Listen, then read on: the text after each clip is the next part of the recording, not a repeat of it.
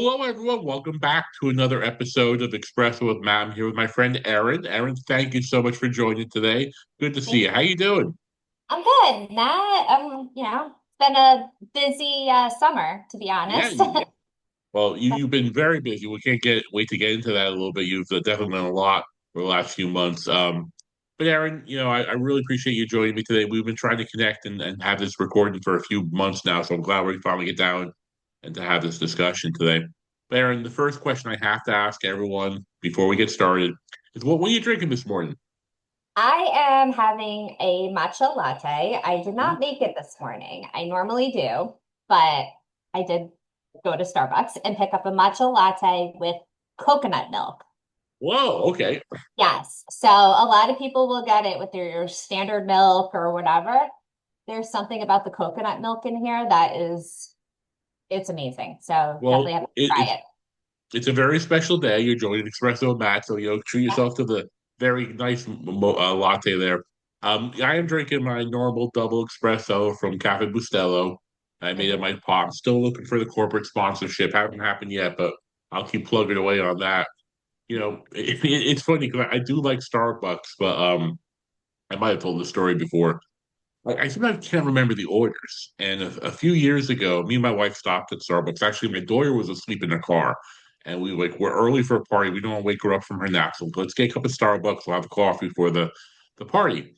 So my wife walks in there. I said, "Just get me a regular like a cappuccino. That's it." She walks in there, gets me a cappuccino. She comes out with this like iced drink.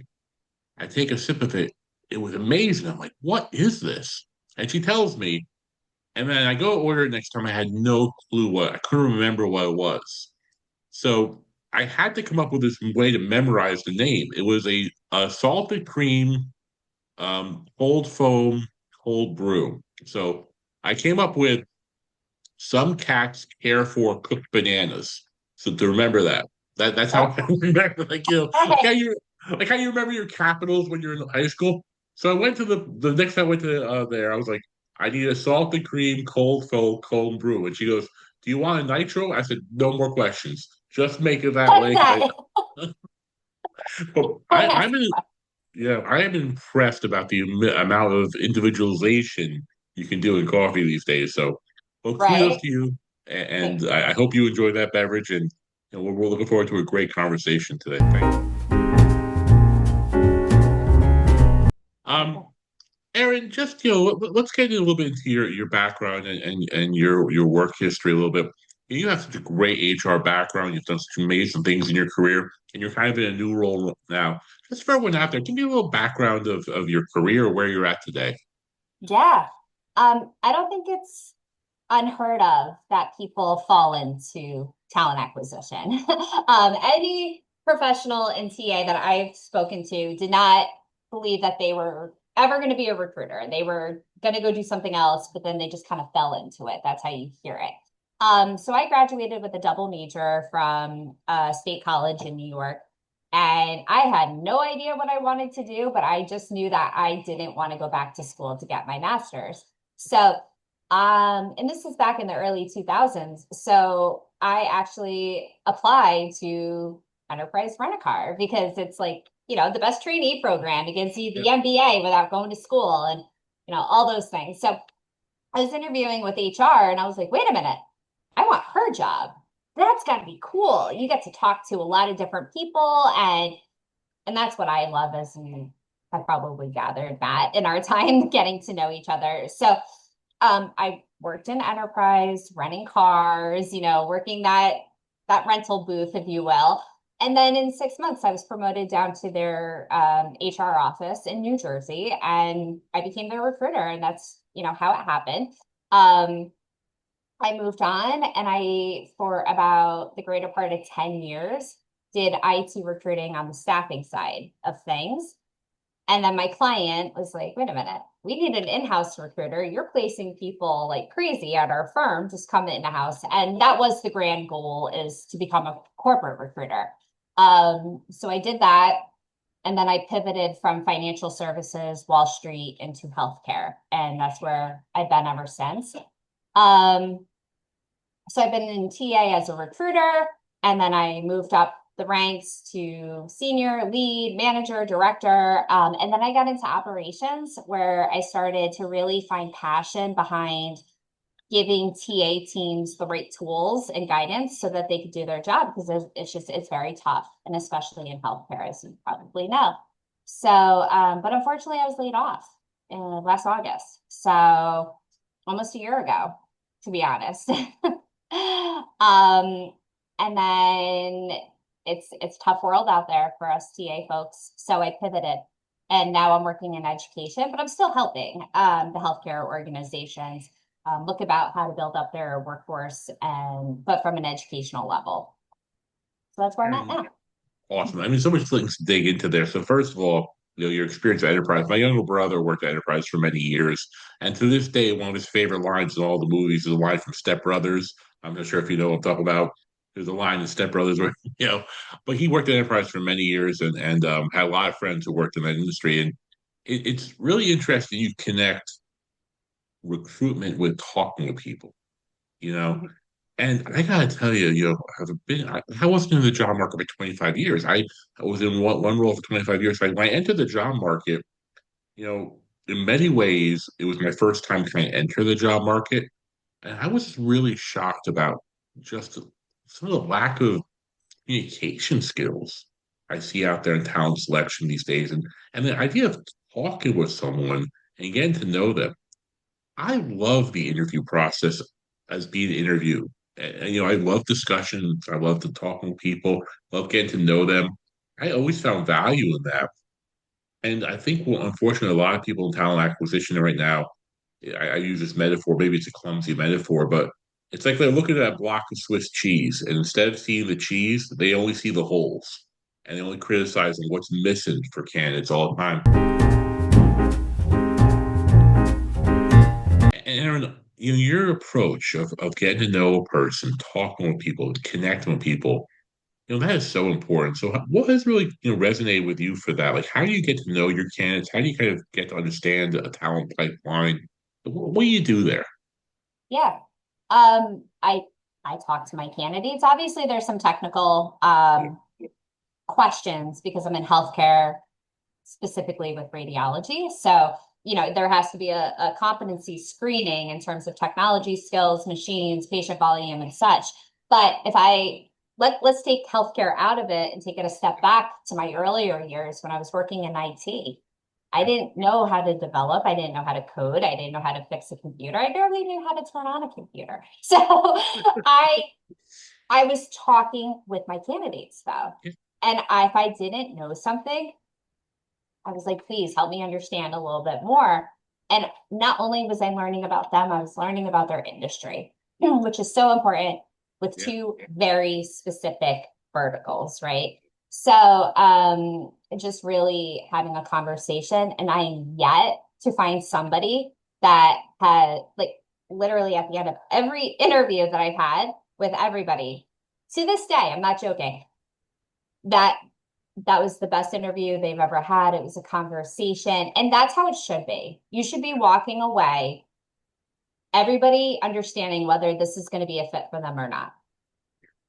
And people should walk away feeling good about their first conversation Well, with them. Erin, I think you talked about at the very beginning about how you fall into HR, and I think when you say that kind of stuff, fall into talent acquisition, the fact of the matter is, I think there's this misnomer somehow that recruitment is an easy role. You're just asking questions, and you kind of even say, I mean, your skill is say you just talk to people, and you say it in a way like Michael Jordan might say, "I just shoot the basketball," or Tiger Woods said, "I just hit the ball into the hole." It sounds so easy, right? But It's so just hard. talking to people, getting to know them, build relationships, that's a skill and an art.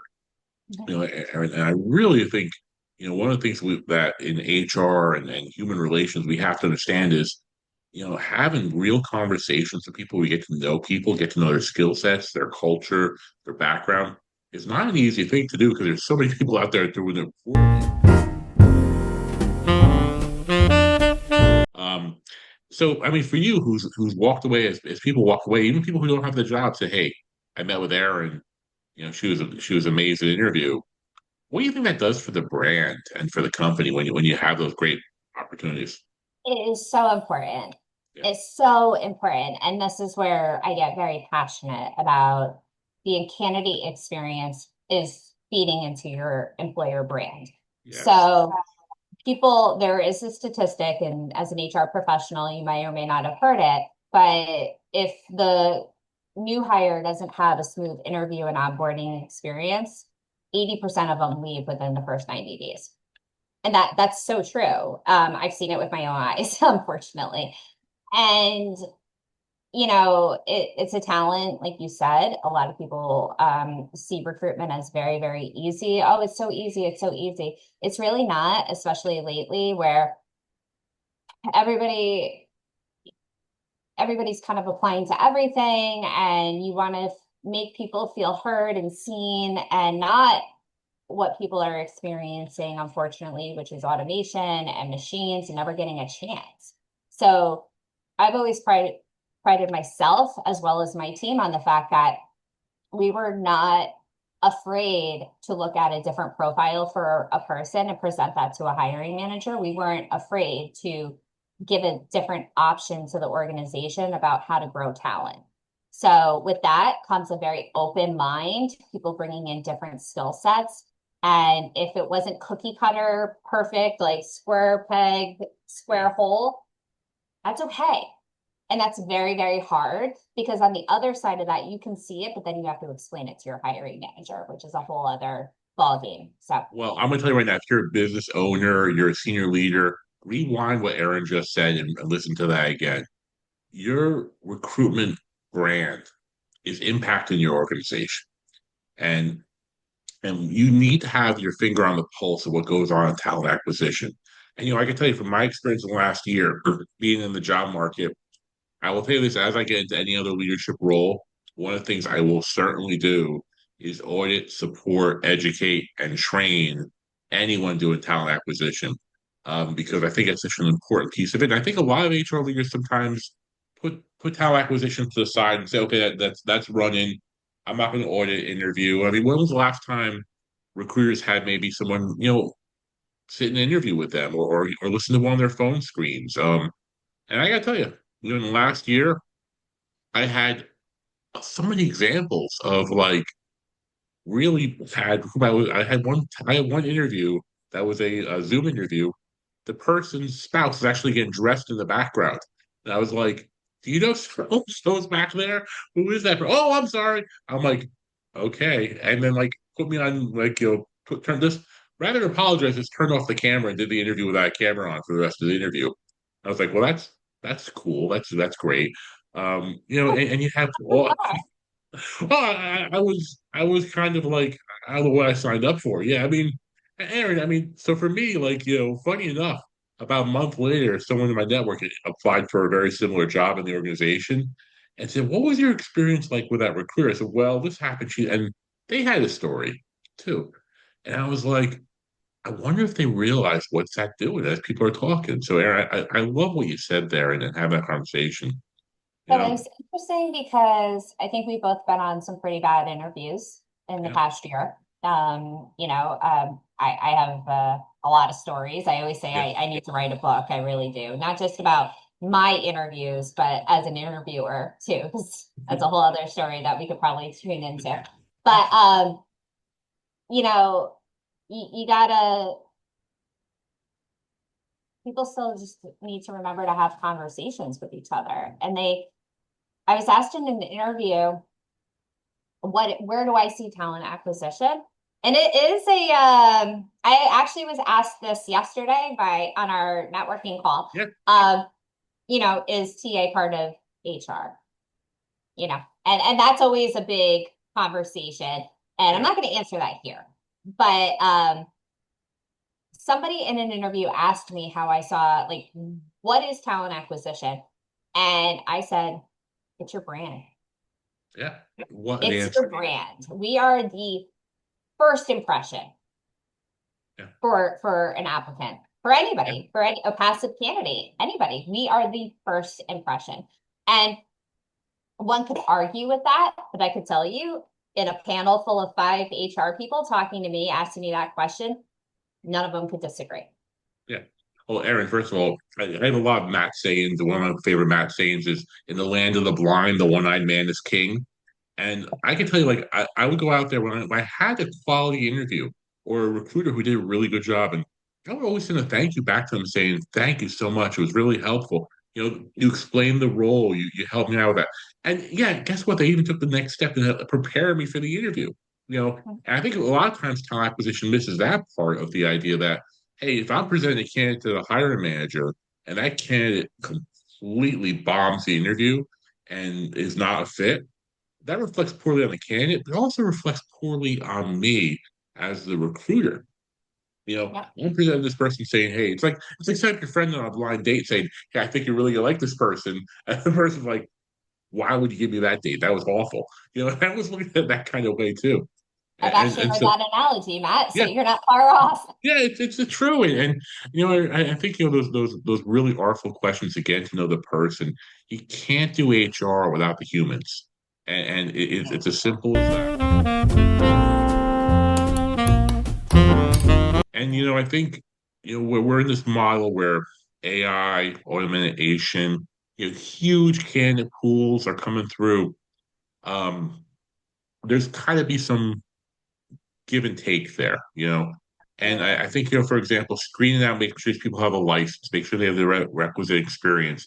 That all makes sense, but you also have to be able to understand the culture, the fit. You go from there. And Aaron, I really appreciate your thoughts on that. And I got to tell you, I think there's a real um, reckoning going on in the job market right now with a lot of organizations that are doing it right and invest in this culture discussion, and a lot of organizations who are not.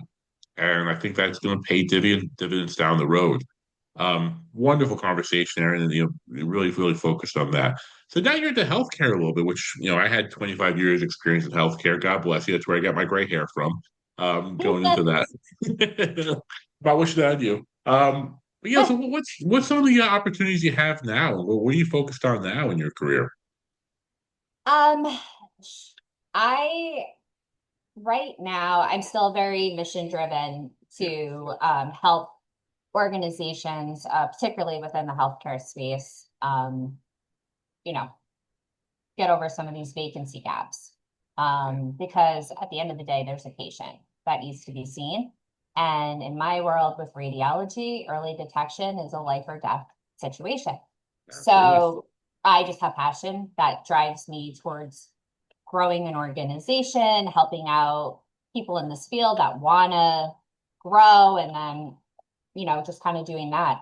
But aside from that, I was at my last role for almost 7 years, and I put networking kind of on the back burner because I was so focused on my role and my career. And I have learned in the past year, I should never put that in the back seat, So, like many of us trying to bring our HR community together, I'm Yeah. still, gonna work with Sherm. That's how we met. I am going to be doing a podcast eventually, Awesome. but not anytime soon. I got my plate full. Um, and I then hope just to, see I where hope it to be a goes. guest, Aaron. You can invite Yeah, me. I'd vice love to. versa, right? Yeah, no, of course. But the the future is to be told. Yeah. I think that we are in some uncharted waters, and it takes perseverance and a voice to kind of break through, and I will break through it. It's just a matter of when, right? So Well, to Aaron, be continued. absolutely. Well, I gotta tell you, your courage and your voice, something that stood out for me the first few times we met. You being able to say the right thing, to be able to say what's just what you believe in. It's part of your brand that I knew right from the first few times we talked. That authentic voice in that discussion, and how you advocate is so important. I think you're really hitting on a really important point now. I think is that I think the jobs are changing. I think human resources are changing fundamentally. Leadership is changing, and I think the worker and employee relationship is changing in the fundamental ways that you have to figure out different ways to upskill yourself, to network, to brand yourself. And I was in the same boat. 3 years ago, I was talking to one of my former bosses the other day who was talking to me about my new role and everything like that. I said, I think 3 years ago, can you imagine me doing podcasts and posting every day? She's like, Matt, you would have gotten so grumpy about that. You would have said you were too busy. And it's true. Like I just was too busy doing things, thinking network was a value, like a meeting to meet someone, to talk to someone outside of my work environment was like, I don't have time for that. And now I look at it a different way. Like I may have to make time for that. That's part of my brand and my leadership. Aaron, you're so right. So I would encourage everyone out there to really take stock. If you're currently employed, what's your network look like? How you do that, how you develop that, and the value that can bring for your current role. And then also, what are you passionate about, and getting out there and doing that. And what's really cool these days with the tools we have, whether it's AI or access to different communications, you can build a brand from your laptop sitting on your dining room table, which I'm doing right now. It's like you can do cool things now with Yeah. very limited, you know, equipment at home, and it's really worth it. So, Aaron, I really appreciate that. And I really think looking forward to that podcast because that would be really cool. I think you have a lot to say there. Thank you, Matt. I appreciate Yeah. it. So one of the things that we talk about courage and strength, we talk about that personal brand, and one of the things that's always I've always appreciated about following your content on LinkedIn and getting to know you is there's this school approach saying, hey, you LinkedIn's for business only. Keep it very for getting jobs and finding people to fill jobs, and then there's this other people who are emerging saying, no, it's about more about personal whole and balance. And I really think it's more about bringing your true self to LinkedIn and personal branding and doing that in a balanced way. I think you have to show up as a whole person when you work. I believe that. And part of that's what happens outside of life. And Aaron, you've been really striking the right balance of professional advice, great comments, great, feedback out there, but also sharing insights into what you're going through on a daily basis in your life and in a very transparent way that I think kind of gets that right to me at least. Talk a little about that when you decide to, hey, I'm gonna post out this stuff. I'm gonna put information out there in that way. What was that thought process like? What were some of your concerns and why did you do it? Yeah, yeah. So about a year ago, I didn't just break my leg. Yeah, Or lose my job. I broke my leg. yeah, So for me, super independent. I don't rely on others. I just have grown up a little too early, but have always relied on myself. So breaking my leg was an awakening moment. yeah, Losing my job that I felt so passionate about was another awakening moment. Um, but as I started to network and really get to know, HR professionals and people out on the job market, just like myself, I'm not alone. And what you think you're alone in, you're actually not alone in. So, as if it couldn't happen, broke my leg in July, was laid off almost a year ago, a couple months after. And then my son and his autism diagnosis. And I decided to showcase that on LinkedIn. And it was something I contemplated. I contemplated getting personal at all, really. But it's multifaceted. My why is multifaceted. So number one, I also share about Alzheimer's. That's something that's going to be coming up very soon. And I share with people that I lost my dad 10 years ago to Alzheimer's. And now I have my son who's neurodivergent. So number one, I am now looking at life through a different lens for my son.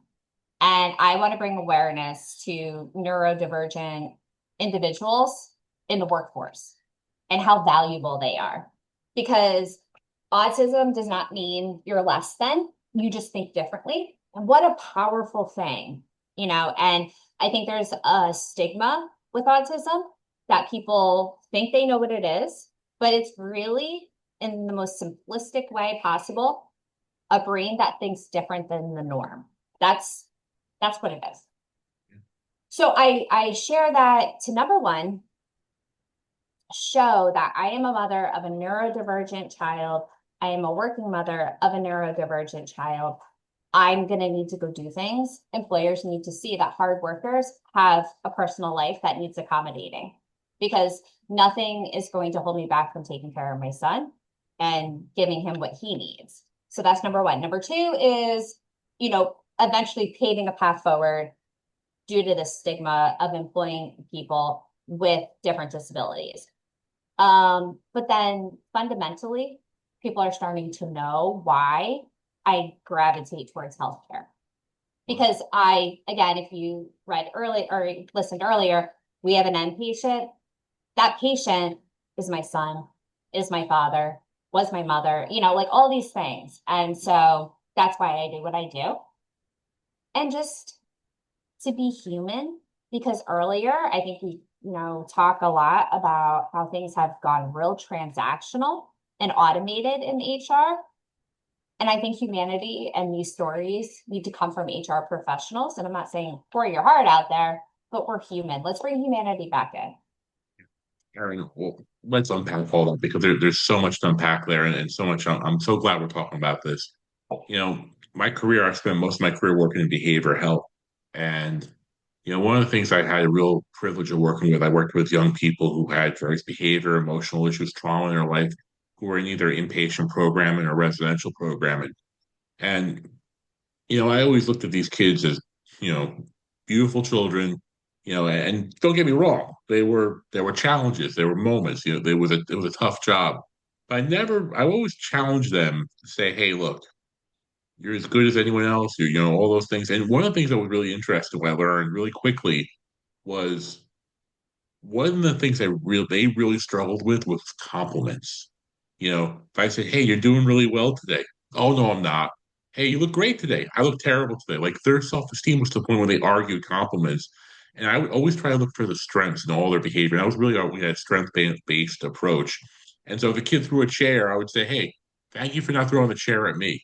I would say, "Look, like there's something positive here." And I think when I got to HR and moved into the HR role, I kind of took that approach with working with team members is that what's the value? What's the strengths people can do? What can they do? How do we fit that? And so behavior health, for example, a lot of people want to get into behavior health. Guess what? I have a history of behavior health, either in their families. Many of our great people who worked in our addiction programs have a history of addiction. So you look at some of their backgrounds, and had individuals who this one guy who's a great addiction counselor told me he was like the bad guy in the 80s in Miami Vice. I mean, he was in federal prison, but was a great addiction counselor. So you have to look at that value. So I love tying that to your conversation about, hey, look, I'm going to put out things in an appropriate way with boundaries, but share my whole story about my purpose, my mission, my values. And I think the one mistake I made probably in the job search very, very early on is I didn't spend a ton of time really understanding my values and my mission first before I started doing my resume. I just, got in there the skills and resumes. And what you're talking about there is great advice for any job seeker out there, anyone out there. Understand what's important to you, understand your mission, understand your non-negotiables, then build your resume, then build your job search because those things that are important to Erin, being a working mother, taking care of a child with autism, being passionate about people, those are the must-haves, right? Those are the must-haves. Could you imagine working in an organization that said, hey, I don't care if your kid has a play today, you're not going. You're not working there, right? Yeah. And Yeah. and the stories are out there Yep. where And, they and yeah. are like, well, And, there's always next year. yeah. And I think out there, I think really the more HR can lead that effort to say, hey, look, find strength and values in people's stories and share those in a very meaningful way is so important. And I gotta tell you, for every comment you get or every like, there's probably other hundreds of people who are going through the same situation. And I know there's a lot of people out there probably afraid to share things in a way that they feel like, hey, I'm gonna get in trouble if I say, you know, and that's a shame. That's a shame. If someone works in an environment right now and the family member they have a diagnosis and they're afraid to share it, that's a real tough environment. I know people work environments like that. And so that's something that I really think is so important. And your courage and bravery to share that is so important.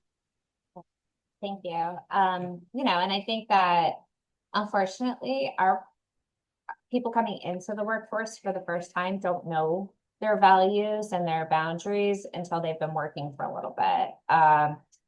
Because if you don't have your boundaries, if you don't do certain thing, or you're just kind of floating, that's where you get sucked into, your job, only your job, and you got to think about you. And, I think that comes with time, but It comes a I agree. time, it comes a practice. And I really believe if you're in HR, if you're in leadership roles, get you have opportunities to role play, have opportunities to think, ethics and morals. Like talk about situations, say, how would you handle this? Let's talk about this out loud. And the more we talk and bounce ideas off each other, really will be helpful. But Aaron, Yeah. such a great feedback there. Awesome. If someone want to get in touch with you, if they're interested in knowing a little bit more about you and with the work you do, how do they get in touch with you?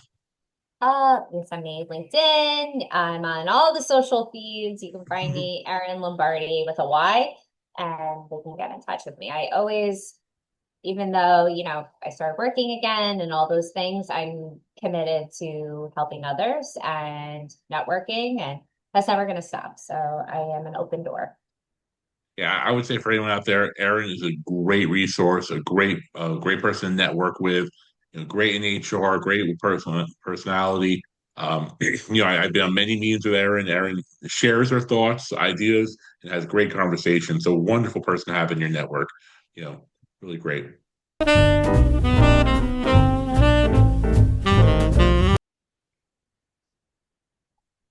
So I think it's time now to get to everyone's favorite part of the day. It's our espresso round of questions. We're ready to go with some quick hitters here, Aaron. Some getting to some questions about coffee. So, Aaron, you shared so much great advice and so many things about your background. But what would you say is the best piece of advice you got over a cup of coffee or was it a mocha latte? What were you drinking there again? Say Matcha matcha latte. latte. What was some of the best advice you ever got? Assume positive intent. Yeah. Tell me what that So means to you.